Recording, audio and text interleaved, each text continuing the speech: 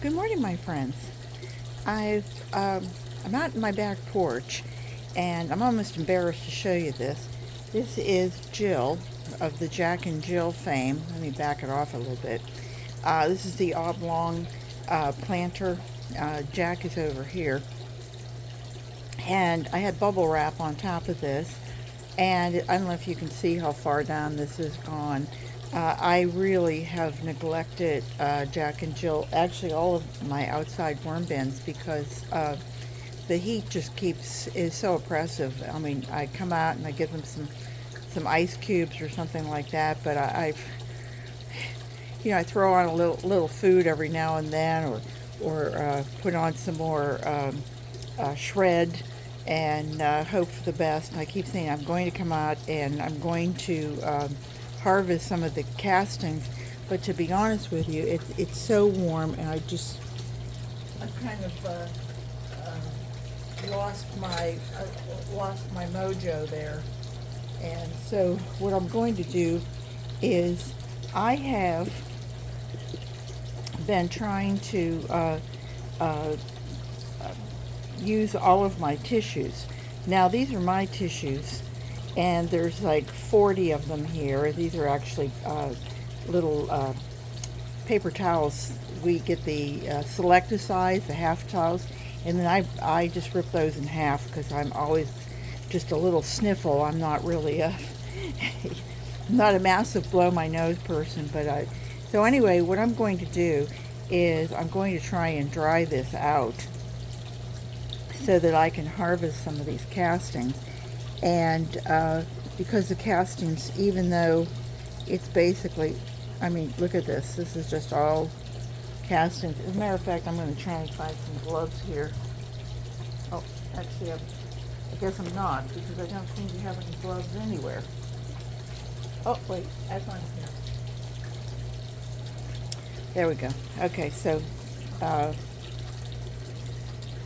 I was trimming bougainvillea, and I tried trimming my hand first. That was really quite a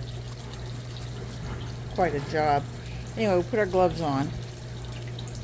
For those of you who get creepy about handling worms, I don't mind handling them at all. But this is just, you can see this is just, it's never, it's not going to break apart. But maybe if we dry it out a little bit, we might get some crumbles.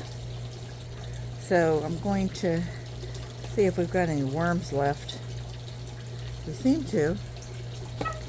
And if I let it dry out for a day or two, maybe I can just hand harvest it. I like the way Sandra over at Nana's Worms and Garden, she hand harvests a lot of her stuff rather than putting it through a sieve. This would never make it through a sieve. So how are you all today? How's everybody doing? I hope you're well. You can see the worms are probably been sitting in their own castings much too long. This is middle of July, and it's we're in the 90s. Let me just scrape that over. And when I say 90 feels like 102, 93 feels like 105. You start going, I can't stand out here for very long. And I really probably need to bring the worms inside, let them live in the living room. So what I'm going to do, I'm just going to take these and lay them down. And if I can get some of the moisture out of the castings, I'm holding out for the best. Tell me what you think. And I'm just going to take this and just try to put a little castings on top of it, let it dry out that way for a day or two. I mean, you'd think the heat would dry them out, but I guess, you know, if I'm adding ice cubes here and there. And then also you can probably hear the fountain. So, and our irrigation is just right over there too. And so that when that irrigation runs, it probably splashes a little in here. So Jill seems to get that mist.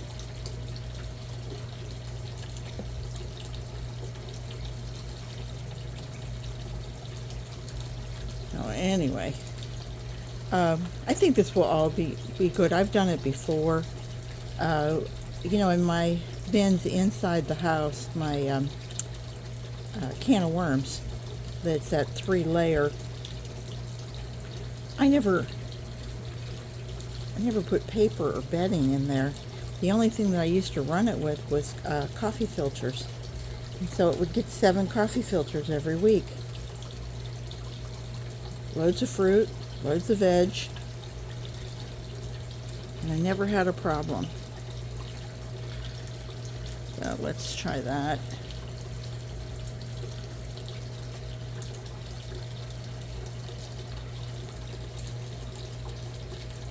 And that, like I said, I'm not going to feed them, and I don't want to add anything else that I've got to, you know, it's got to break down. You know, like I don't want to add any more food to it. I just want this stuff to dry out so I can gather the worms up. Ooh, I think I just scraped up a worm ball there.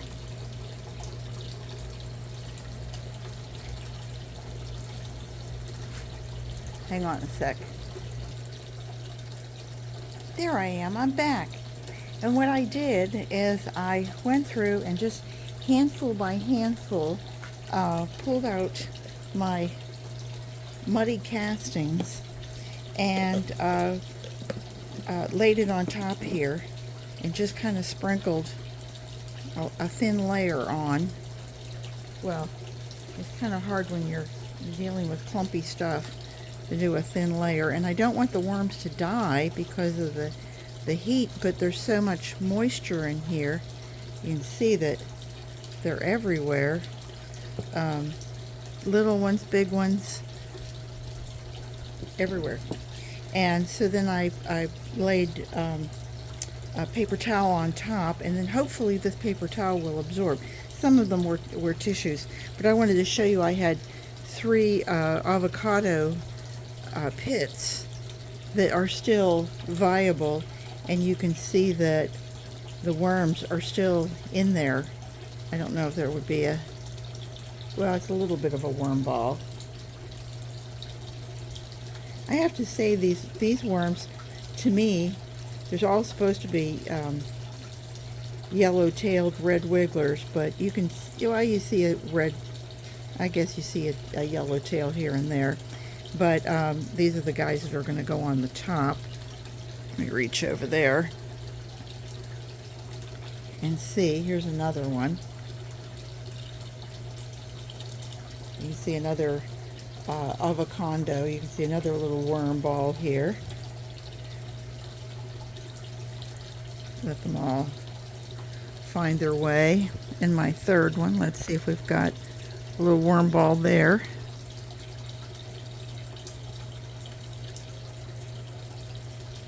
Yep, sure enough, there's a third.